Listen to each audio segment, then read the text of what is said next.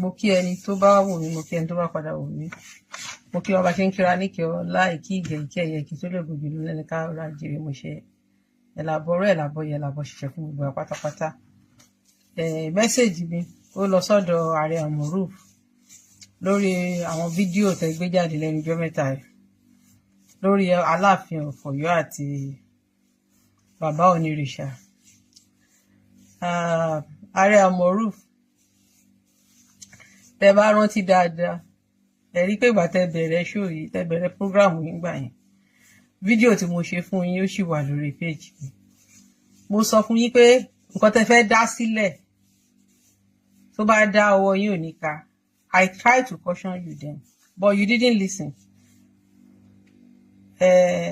So ìgbà tẹ́ ẹ dẹ̀ listen, I remember I told you pé ẹ fẹ́ fi Aláàfin ṣe fracas. So pé Aláàfin tó ẹ̀ṣẹ̀ fẹ́ jọba, but ẹ fẹ́ fi Aláàfin ẹ fẹ́ sọ di fracas. So at the end of the day, kí ló padà ṣẹlẹ̀ nísìnyí? Mi ò delete fídíò tí mo ṣe, ó sì wà lórí page mi. Ẹ mọ̀ gbà tẹ́ ṣe fídíò, ẹ mọ̀ gbà tí mo fún yín lésì. I gave you 2 reply. Then torí mo rí fídíò tẹ́ ṣe láà ní ààrẹ kìíní tẹ́ ń sọ pé Ọọ̀ni ń sanwó fáwọn blogger wípé Benilin wà níwájú bàbá wa Ọọ̀ni. Benilin wà ń kọrin pé bí ọba tí ó lè jọ́sìn àbí kó gbéra lè lọ Saudi àbí àwọn orin yẹn Benilin ti kọ ṣe orin yẹn ti pẹ́ kí Benilin tẹ̀ tó kọ́ ọmọ bàbá. Then number 2, àtijọ́ tí Olúwo tó ti ń disrespect tradition, tó Olúwo máa gbé àwọn bàbá ńlá wa ṣépè. Ṣàngó yín yẹn, Olúwo fídíò tó Olúwo fi ṣépè fún Ṣàngó yẹn, mo ní bọ̀ ibi tó wà jìnnà. Tó Olúwo ní kò ní dá fún Ṣàngó, kò ní dá fógun, kò ní dá fún Bàtálá, tí Olúwo ṣépè fún wọn. Kódà ó rẹ̀ pé mo fi fídíò yẹn gan mo reply Olúwo ń gbà yẹn. Ǹjẹ́ yín condemn, ǹjẹ́ yín sọ fún Olúwo pé nǹkan tó Olúwo ṣe ò dáa? Ìgbà tí àwọn àfáà níwájú Olúwo báyìí, àwọn àfáà wọ́n á máa bú àwọn bàbá ńlá wa, wọ́n á máa sọ̀rọ̀ sáwọn bàbá ńlá wa níwájú Olúwo. Ǹjẹ́ Olúwo, ǹjẹ́ caution Olúwo? Nígbà tó Olúwo gbéra tó lọ sí Mẹ́kà tó lọ ń fàbùkù kan orírun ẹ̀, ǹjẹ́ caution Olúwo pé bàbá nǹkan tẹ́ ń ṣe yìí ò dáa? Ọ̀rọ̀ Olúwo àti Ọọ̀ni kò kàn yín, it's none of your business. Kò sí èyí tó kàn yín because Olúwo àti Ọọ̀ni bàbá ìdílé kan ní ìyá Olúwo àti bàbá ńlá Ọọ̀ni ti jíjọ wá. Bẹ́ẹ̀ ni, inú ilé kan, ìdílé tó ń jọba nífẹ̀ẹ́ lọ́wọ́lọ́wọ́ báyìí, òun náà ni ìyá ńlá Olúwo ti wá, òun náà l'Ọọ̀ni ti wá. Ṣé wọn fẹ́ sọ pé ẹ̀ bá ìdílé yẹn tán? Ẹ̀yin lẹ ṣe show, ẹni ẹ̀ tán mọ́fẹ̀, ẹni ẹ̀ bá ìdílé wọn tán. You are not related to Ọọ̀ni. So ẹ rí nǹkan tó ń ṣẹlẹ̀ láàrin Olúwo àti Ọọ̀ni, ọ̀rọ̀ ọmọ ìyá ni, they are cousins. Cousin ni wọ́n. It's just a long time cousin, distant cousins ni wọ́n. Ẹ̀yin sọ pé ẹ̀ bá lè fẹ̀ tán, ilé bàbá Olúwo wà nífẹ̀ẹ́. Seat tí Olúwo ṣe fún ìyá ẹ̀ ní ilé bàbá ẹ̀, nílé ọba lọ́ba Ìlọrọ̀, ó wà ń bẹ̀. Di pé anytime tó bá wá kó tó di pé nǹkan míì jẹun lórí ẹ̀, tó bá ti wá sílé Ifẹ̀, seat yẹn ló máa fi jókòó, ó wà ń bẹ̀. So kí ni mo try láti sọ ni pé Olúwo àti bàbá Olorisa, they are cousins. Cousin ni wọ́n. Bàbá tó bá yá ọ̀rọ̀ Ifẹ̀ náà ni. Báwo Olúwo kó máa sọ pé òun ò bá fẹ́ tán mọ́, ẹ̀jẹ̀ tó wà lára ẹ̀ kó lọ yọ kúrò.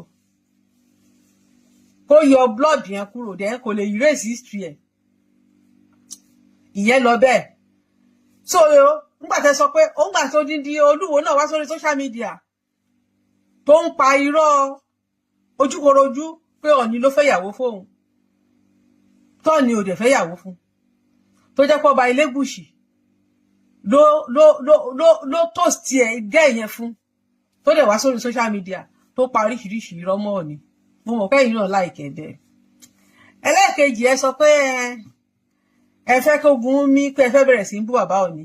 Èébú ò kì í so. Ṣé gbogbo eléyìí tẹ́ ti bú wọn tẹ́lẹ̀? Èwo lẹ fẹ́ sọ tó fẹ́ tó eléyìí tẹ́ ti ṣe tẹ́lẹ̀tẹ́lẹ̀? ẹ ti pè Ọọ̀ni lẹ́rú, ẹ ti pè lábọ̀ rẹ̀, ẹ ti pè ní kò sí nǹkan tẹ́ ẹ pè náà, ẹ ti pè bàbá yẹn lóríṣiríṣi nǹkan. So ṣé ó so ni? Kò stop, kò ìbínú ò so, èébú kì í so, èébú kò so, kò so. It's just like bàbá wa ṣáájú tí Ahmed Tinubu ń ṣe oríṣiríṣi orúkọ náà ti pè bàbá yẹn. Ṣé èébú so? Èébú ò kì í so. Àwọn tó bá ti wà lókè wọ́n máa ń ní shock absorber. Ìgbà tí bàbá sì young tó ṣẹ̀ṣẹ̀ jọba, ìgbà yẹn náà máa bú, téèbú wọn máa dùn. Bọ̀ ní èjì tó wà yìí kò rí ti gbogbo, kò rí ti yín wúrò mọ́.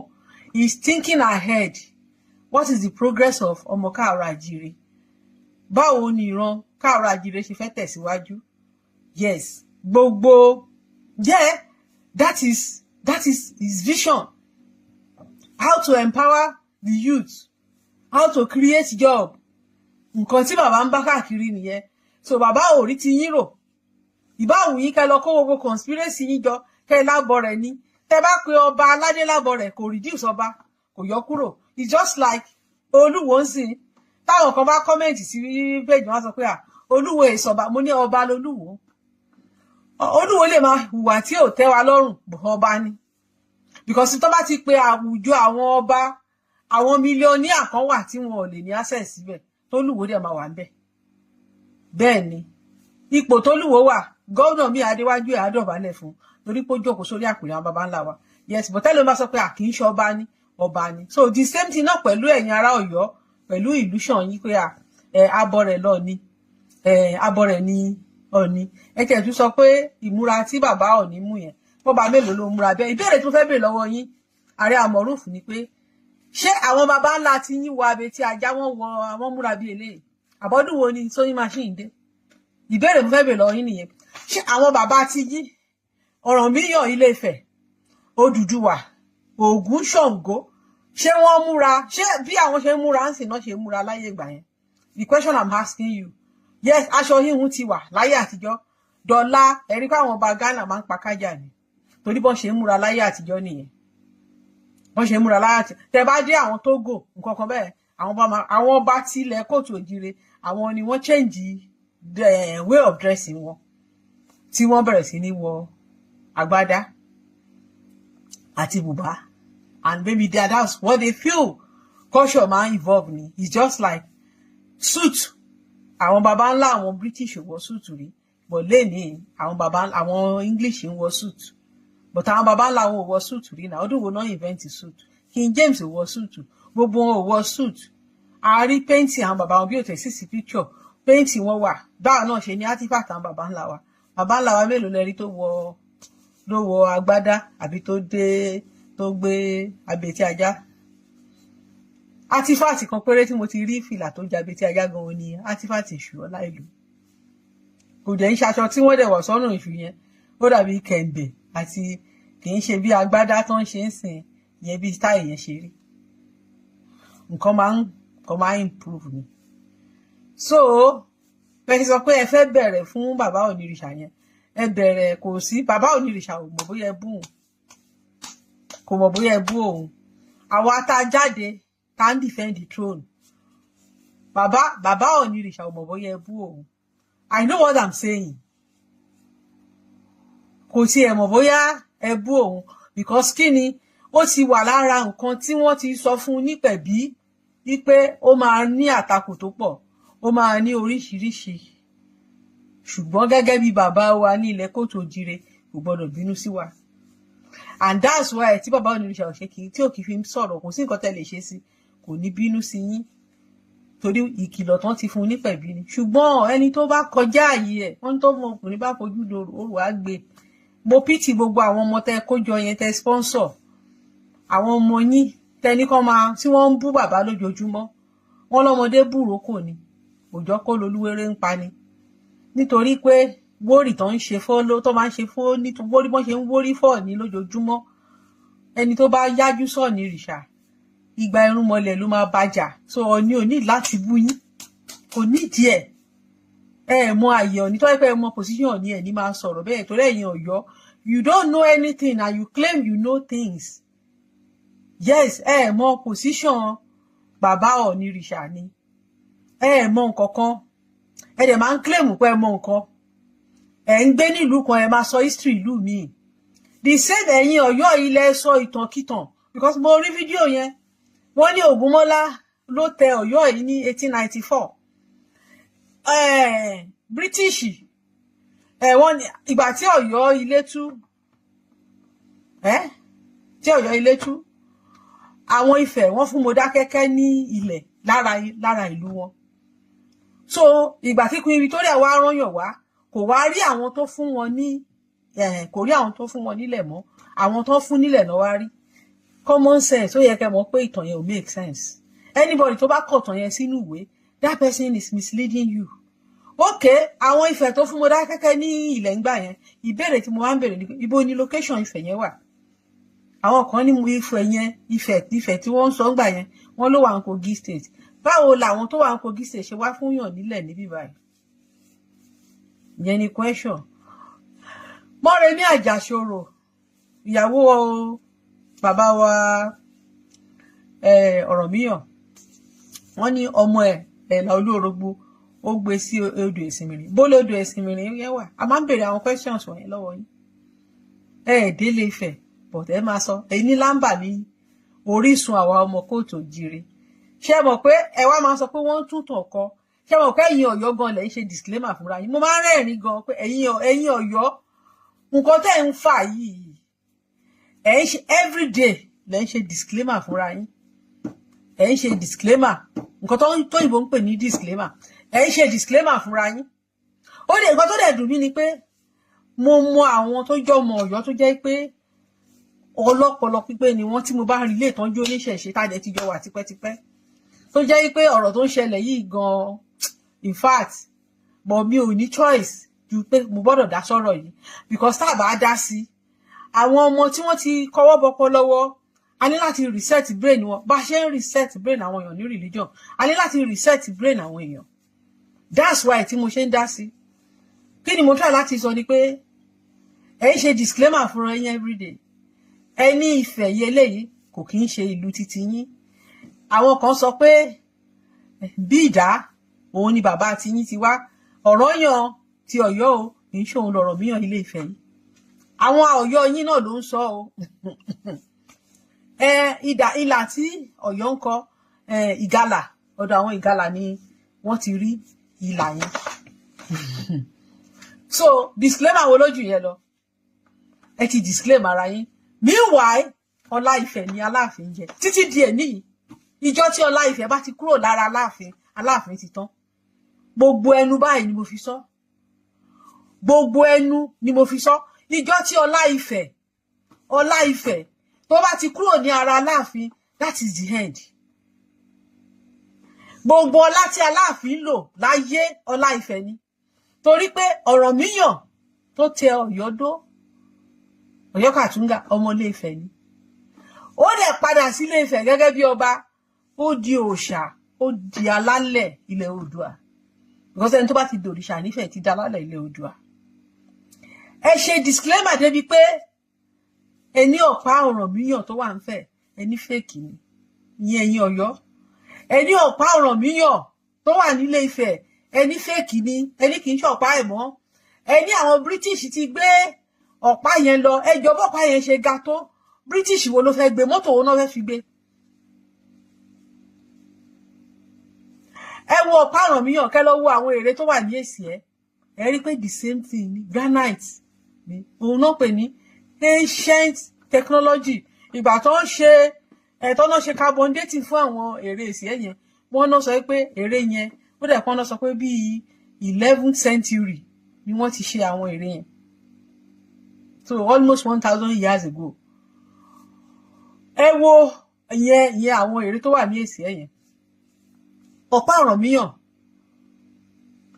Ọ̀rànmíyàn ẹni kì í ṣe ọ̀pá Ọ̀rànmíyàn mọ́ meanwhile Ọ̀rànmíyàn bí ọmọ sífẹ̀ but nígbà tí wọ́n kọ̀tọ̀ wọ́n yọ history àwọn ọmọ Ọ̀rànmíyàn tó wà ní Ifẹ̀ kúrò ní history ẹ ti rí pé that is a mischief that is a game ṣé bàbá yẹn nígbà tó dé Ọ̀yọ́ okó ẹ le ìgbà tó dé Ọ̀yọ́ ilé ó lè bóbìnrin sùn ṣùgbọ́n ní ìlú ẹ̀ kò lè bóbìnrin sùn odindi ọba gbogbo wa tó fi jọba nífẹ̀ẹ́ yẹn kò dóbòrí ẹ má bínú pé mo sọ̀rọ̀ kò bóbìnrin kankan sùn kò ṣe kankan òkú ẹ̀ kú so ẹ ti rí pé ọ̀rọ̀ yẹn ò make sense then kó tó travel kò ní àfẹ́sọ́nà odindi ọmọ ilé ọba láyé àtijọ́ tán bá ń rán ọmọ ọba níṣẹ́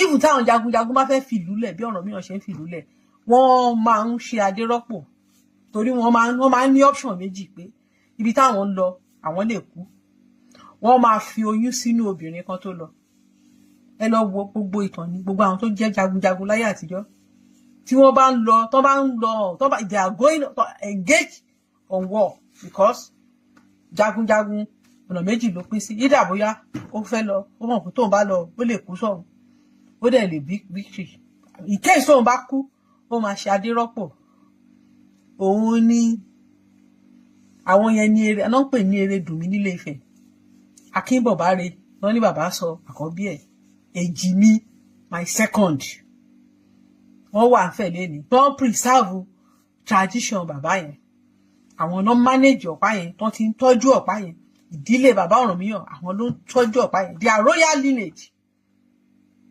nífẹ̀ẹ́ láti yí ẹ̀ torí àwọn yí àtọ̀rànmíyàn exist mi ò fẹ́ máa gbogbo colonial date I'm not interested the tradition has been passed from one generation to another but their history was removed from history book taka lẹ́ni ẹ̀yin Ọ̀yọ́ ẹ̀ accept pé ọba Benin jọmọ Ọ̀rànmíyàn bọ̀ inú source wo lẹ ti kà because from the book tí wọ́n ṣe jáde ẹ̀gbọ́n Ọ̀rànmíyàn náà ọba Benin nínú ìwé yẹn bọ́ ọba Benin ló padà jáde tó sọ wípé bàbá òun l'Ọ̀rànmíyàn so ọba Benin too was removed from Ọ̀rànmíyàn lineage as ọmọ ẹ̀ so throughout Ọ̀rànmíyàn's life Ọ̀rànmíyàn had only 2 children according to historical fallacy ẹ̀dẹ̀ sọ pé wọ́n tún tọ̀kọ ṣé ìtàn yẹn kò yẹ ká ṣe correction ẹ̀ ẹni à ń tún tọ̀kọ nígbà tí àwọn kan ti da ìtàn rú láti fi reprogram ọjọ́ iwájú àwọn ìran kan so káwọn ìran kan kọ́ dẹ̀ jókòó lórí ìtàn yẹn kí ìtàn yẹn náà kó dẹ̀ máa lọ bẹ́ẹ̀ kò lè lọ bẹ́ẹ̀ nǹkan tó máa ń pè ní cultural revolution nìyẹn there is always a cultural revolution so kí ni mo try láti sọ ni pé ṣe rí gbogbo kátikàti tí ẹ̀yin Ọ̀yọ́ tẹ́ ń ṣe lórí social media mi ò kó yín láyà jẹ o fact and figure mo sọ fún yín ẹni wọ́n tún tọ̀kọ ẹ̀yin Ọ̀yọ́ lẹ ń tuntun ara yín kọ you are rewriting your history every day ẹ̀yin lẹ máa kọ péjì pé ibo ni wọ́n ti ń ṣe lámbà that is ibi tó jẹ́ orírun ìran Káàárọ̀ Àjíire tí gbogbo ọmọ Káàárọ̀ Àjíire mọ̀ sórírun wọn ẹ̀yin Ọ̀yọ́ nìkan ṣoṣo ẹni lámbà ni kìdẹ́ ṣe gbogbo Ọ̀yọ́ because àwọn ancient Ọ̀yọ́ wọ́n ti wà káàkiri àwọn only one branch of Ọ̀yọ́ ni yín branch kan lẹ́jẹ́ àwọn Ọ̀yọ́ ilé ti pín káàkiri all over ara wọn ni Mọdákẹ́kẹ́ wọ́n pọ̀ káàkiri tó jẹ́ Ọ̀yọ́ ni wọ́n ti kúrò tó ti ní kingdom títí wọn kò sí anybody tó wá sórí social media tó pe Ifẹ̀ ní lámbà àfi ẹ̀yin Ọ̀yọ́ tẹ míìsì mọ́ Ìlọrin tẹ míìsì mọ́ Àbùsàlámì from the beginning ẹ̀yin Ọ̀yọ́ tẹ míìsì mọ́ Ṣéhù Álímì generation ẹ̀yin nìkan ṣoṣo lẹ ń sọ̀rọ̀ burúkú àlùfàǹṣá sí Orísun ẹ̀yin lẹ máa sọ pé Aare Adékádé ni ẹ̀yin lẹ máa pe Ọọ̀ni Lábọ̀rẹ̀ ẹ̀yin lẹ máa pe ẹni tó jẹ́ bàbá gbogbo ìran irrespective of his age is the father of the race yes ẹ̀yin lẹ máa pè lórúkọ ẹ sọ pé ẹrú ni ẹ tún kọ story tí ò ṣẹlẹ̀ Ọba Mákin nílé ayé àtijọ́ nífẹ̀ẹ́ kì í ṣọmọ lóúnjẹ ọmọ ìsìná títí dìsí náà bó ṣe ń jọba nífẹ̀ẹ́ kò ń ṣe pé bóyá láti bàbá sọmọ ní ayé ìgbà yẹn náà kò ń ṣe bàbá sọmọ ẹ purọ́ pé abọ́ rẹ̀ ló sọ sí di bàbá wa Odùduwà Àgbádé lórí so with all those lies and you want people to continue to be thinking to be accepting that fable kò lè ṣẹlẹ̀ so kí ni mo try láti sọ fún yín ni pé ṣe rí disclaimer tẹ́yin Ọ̀yọ́ tí ẹ̀ ń ṣe fúnra yín ẹ jẹ́ kí n sòótọ́ kan fún yín lẹ́yìn ṣe rí Ọ̀yọ́ ẹ̀yin fúnra yín ẹ ti kọ ìtàn tẹ́ ti fi ṣẹ́ra yín lẹ́sẹ̀ ẹ ti fi ṣẹ́gi ẹ ti fi ìtàn ẹ ti fi ṣẹ́ ayé lẹ́sẹ̀. Reason ni pé nígbà tí wọ́n dá Ọ̀yọ́ ilé ńlẹ̀, Ọ̀yọ́ ní problem, Ọ̀yọ́ lọ scott, bóyá ní wọ́n ní bonana ti lọ scott náà, bóyá bọ̀gú àbí nǹkankan bọ̀gú. Èmi ò rí àwọn bọ̀gú yẹn bí àjèjì, because tá bá wo orúkọ táwọn bàrí bá ń jẹ́ láyé àtijọ́, orúkọ ìbílẹ̀ wa náà ni wọ́n ń jẹ́, ọmọ ìyá wa ni wọ́n. Mi ò rí wọn gẹ́gẹ́ bí àjèjì, mi ò dẹ̀ rí àwọn Núpé gẹ́gẹ́ bí àjèjì. Àwọn ará Mali àtàwọn ará Senegal tó wá sọ́yọ́ lèmi gẹ́gẹ́ bí àjèjì. All these people, they are aboriginal people. Núpé o, Eléǹpé àti Elédùwé aboriginal ni wọ́n, because orúkọ tó ń jẹ́ orúkọ ìbílẹ̀ ni wọ́n. Àwọn ọba wa ló ń jẹ́ Olúèdìwé, Elédùwé, Eléǹpé láyé àtijọ́, kì í ṣe àwọn ọba tó wà ń bẹ̀ ń sìn. That is another story for another day. So kí là ń try láti sọ ni pé ìyọkúrò wọ́n lọ gbèlú onílùú. Ṣé tó bá lò 90 years nílùú kan, ẹ rí pé gbogbo àgbààgbà tó ti lọ ló máa ti kú, generation àwọn youth ló padà dàgbà tó padà wálé, kì í ṣe generation tó lọ ló padà wá síbẹ̀. So ó ti affect, kò sí continuity. Lẹ́yìn yẹn wọ́n tún lọ sí Ìgbòho, bàbá kínní sọ̀tàn wípé wọ́n wá sí Ṣakí, from Ṣakí ẹ tún gbà Ìgbòho lọ, láti Ìgbòho ẹ tún padà lọ sọ́yọ́ ilé, látọ̀yọ́ ilé ẹ tún gbà Ìlọrin lọ, from Ìlọrin ilẹ̀ ti wá síbí. Ìgbà tẹ́ wá ti Ìlọrin débí, ẹ wá ń sọ pé báwo ni tìfẹ́ ṣe jẹ́. Ẹ ní Ifẹ̀ kì í ṣe orírun yín mọ́, Ọọ̀ni kì í ṣe bàbá yín mọ́. Àpèrè tí Ọ̀rànmíyàn bàbá yín tó lò, ẹ tẹ́ sọ pé ẹ kì í ṣe ọmọ Ọ̀rànmíyàn anyway, ẹ ní Ọ̀rànyàn tó wá láti Kínní ni bàbá titi yín, Ọ̀rànyàn tó wá láti Ìgalà ẹ lóhùn ni bàbá titi yín, Ọ̀rànyàn Ìgalà ẹ lóhùn ni bàbá titi yín, pé kì í ṣe Ọ̀rànmíyàn yìí, pé Ifẹ̀ eléyìí o is a new creation. Ifẹ̀ tó jẹ́ ti Ìgalà bóyá Kogi yẹn òun ni original creation. So tí àwọn ará Ilé Ifẹ̀ yìí tó bá take disclaimer yín up, gbogbo ẹnu báyìí mo fi sọ, gbogbo ẹnu báyìí mo fi sọ, ẹni tó bá dẹ̀ gbọ́ fídíò yìí kó gbé padà sórí send. Tí àwọn ará Ilé Ifẹ̀ yìí tó bá take disclaimer yín up, tí Ọwá Erédùmí tó jẹ́ àrólé Ọ̀rànmíyàn nífẹ̀ẹ́ tó bá sọ pé bí ẹ̀yin Ọ̀yọ́ yìí ṣe ń ṣe, òun ò believe pé lineage Ọ̀rànmíyàn lẹ jẹ́.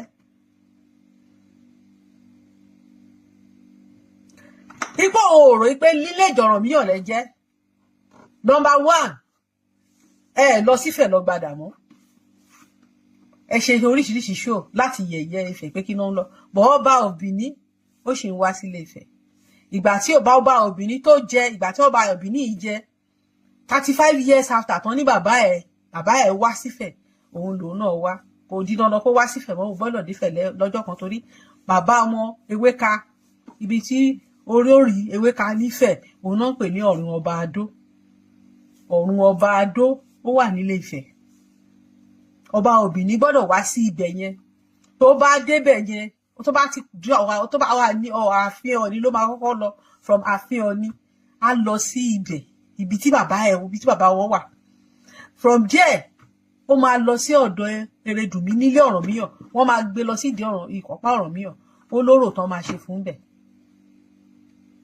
Ọba Òbìní eléyìí wá síbẹ̀ o. Olú of Warri tó jẹ́ ọmọ ó wá sílé Ifẹ̀, ó lọ sílé bàbá tiẹ̀ náà ní ọ̀dọ̀ Erédùmí nífẹ̀, á dé bí ọ̀dọ̀ Ọ̀run Ọba Adó tó jẹ́ bàbá ńlá ẹ̀. But ẹ̀yin ẹ claim pé ọmọ Ọ̀rànmíyàn ni yín, ẹni ẹ̀ ní kankan ṣe pẹ̀lú Ifẹ̀ ilé yẹn ní Kogi ní Ifẹ̀ tí yín ti wá. So tí àwọn Ọ̀rànmíyàn, àwọn Ifẹ̀ yìí tó bá ṣe total disclaimer, tó bá accept disclaimer yìí, kò lẹ́yìn lẹ́ ń ṣe disclaimer fúnra yín, Ifẹ̀ kan ló ń disclaim yín, ẹ̀yin lẹ́ ń disclaim ara yín pé ẹ̀ ń ṣe Ifẹ̀, ẹ̀ ń ṣe Ifẹ̀, ẹ̀ ń ṣe Ifẹ̀. Tí wọ́n bá disclaim yín finally pé wọ́n mọ bẹ́ẹ̀ ṣe jẹ́, wípé ó possible kó jẹ́ pé àwọn foreigner tó wá gbé lọ́yọ̀ọ́ ló padà overtake throne Ọ̀yọ́, wípé wọn ò rò wípé real Ọ̀rànmíyàn ní, torí ẹ ti sọ pé ẹ kì í ṣe Ọ̀rànmíyàn.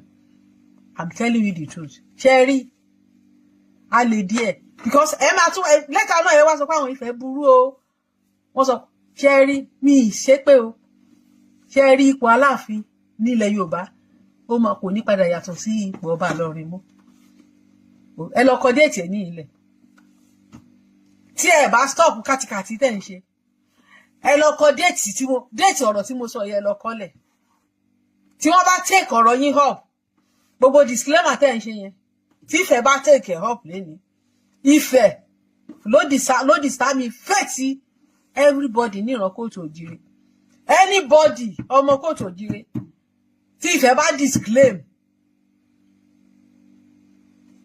tó bá disclaim ara ẹ̀ tí Ifẹ̀ bá disclaim ó ti kúrò níran nìyí gbogbo ìpàdé ọba káàrọ̀ àjíire tẹ̀yìnjà yẹn Aláàfin ò ní lè wọbẹ̀ mọ́ ṣé ọba Ìlọrin bá wá ṣèpàdé ṣé wọ́n kọ́ ọba Ìlọrin so because ẹ ti gbé Aláàfin ẹ ti sọ sí kàtígórì ọba Ìlọrin ẹ ti fi Aláàfin sí kàtígórì ẹ̀yin lẹ ẹ ti fi Aláàfin sí kàtígórì ọba Ìlọrin and that is what will happen at the end of the day ọjọ́ tẹ́ ẹ sọ ó lè má rí bẹ́ẹ̀ initially but as time goes on tí Ifẹ̀ bá take the disclaimer yẹn up tí wọ́n dẹ̀ sọ pé we don't think we are related to these people that is the end mi sọ jù báyìí lọ ó dìgbà kan.